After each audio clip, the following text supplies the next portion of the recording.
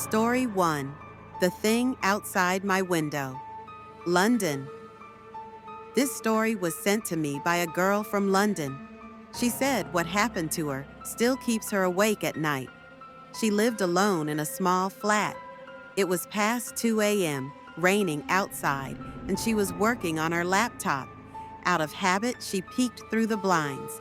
Across the street, under a flickering lamppost, stood a tall man. He wasn't moving. He wasn't smoking or pacing or checking his phone. He was just staring straight at her window. The next night, he was there again. Same spot, same posture, silent. And the night after that, each time, she swore he was standing just a little closer than before. Finally, she pulled the curtains shut, trying to block him out. The following morning, she woke up to find a soggy piece of paper stuck to her window. It said, "You look beautiful when you're sleeping." Terrified, she called the police. They checked CCTV footage, but nothing showed up. No man, just an empty street. She began recording audio at night to prove something was happening. On one recording, just as she was breathing softly in her sleep, another breath could be heard, right beside her. She moved to a new flat, hoping it was over. For months, things were quiet. But one morning, as she stood in front of her mirror getting ready, she noticed something behind her.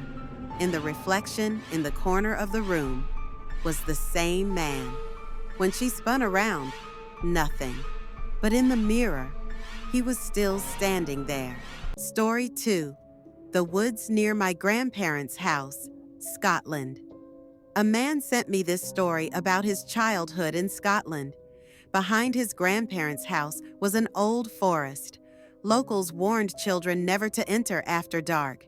He and his cousin thought it would be funny to sneak in one night. At first, it was just silent trees.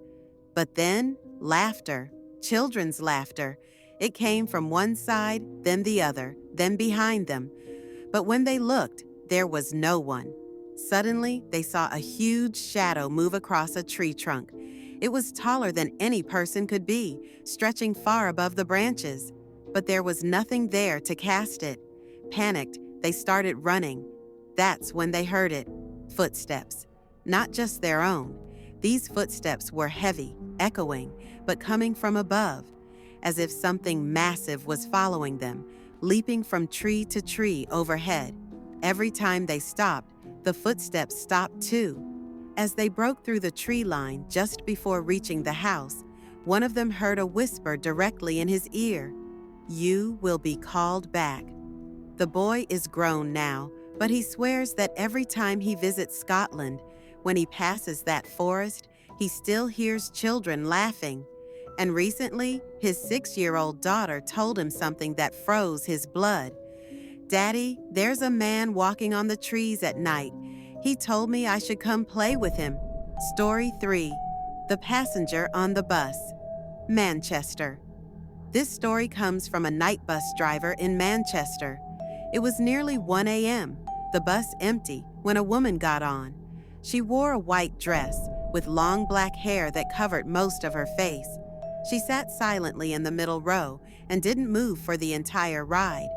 Finally, they reached the last stop. The driver looked back and said, "Miss, this is the end of the line." Slowly, the woman raised her head. Her eyes were completely black. And then, smiling faintly, she simply vanished from the seat. The driver thought he was losing his mind. But when the bus company checked CCTV, they saw her boarding the bus, sitting quietly. But every time the angle switched, her face blurred out.